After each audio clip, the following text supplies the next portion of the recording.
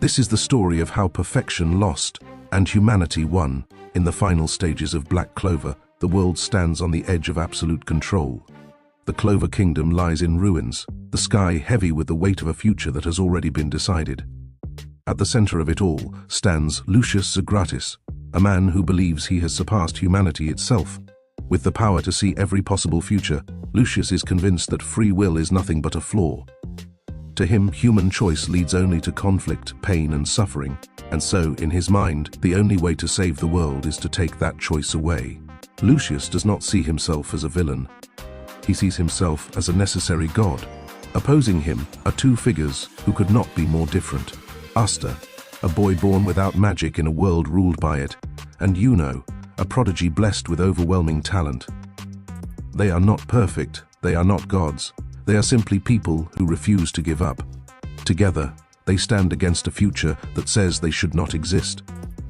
The battle reaches its breaking point when Asta's blade finally cuts through Lucius. The demon slasher sword lands true.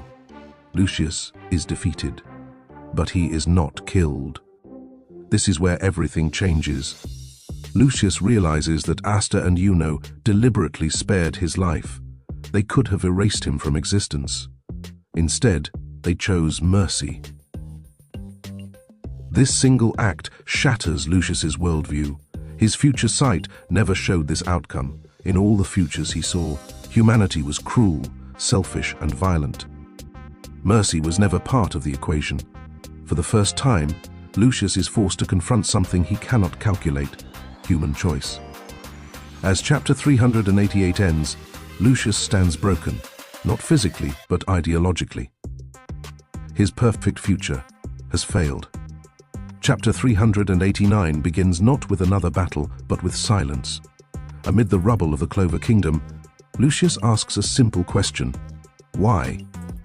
He insists that he was perfect, that his plan was flawless, that he was the Wizard King. And standing before him is the man who embodies everything Lucius failed to understand, Julius Novachrono.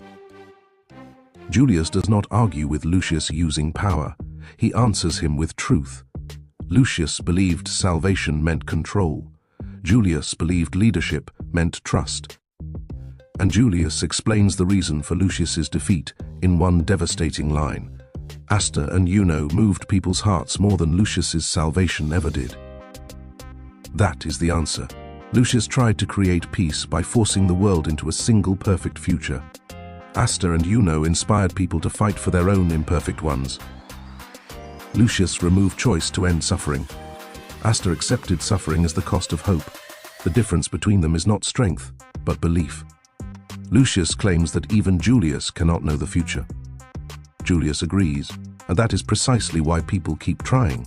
Because the future is uncertain, effort matters. Because nothing is guaranteed, hope has meaning.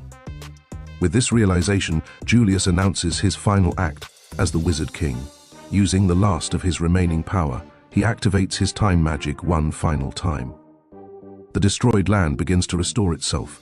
Cities rise, walls mend, the Clover Kingdom is rebuilt, but not everything is undone.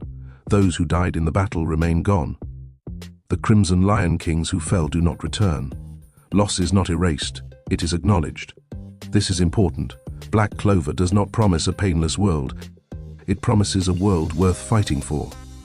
As Julius's power fades, he accepts his end without regret. He tells the people to do their best with what remains. And to Asta, Yuno, and the Magic Knights, he entrusts the kingdom itself. Not to a god, not to a ruler who controls fate, but to people who believe in one another. In the final moments, we see citizens rebuilding, Magic Knights standing together, and the Clover Kingdom alive, not because it is perfect, but because it is human. Lucius watches as the world continues without him, unable to accept that the future he rejected is the one people chose for themselves. And that is the ultimate achievement. Not perfection, not foresight, not control, but faith in people, even when the future is unknown. That is why Lucius lost. That is why Julius smiled. And that is why one day Asta will stand as the Wizard King.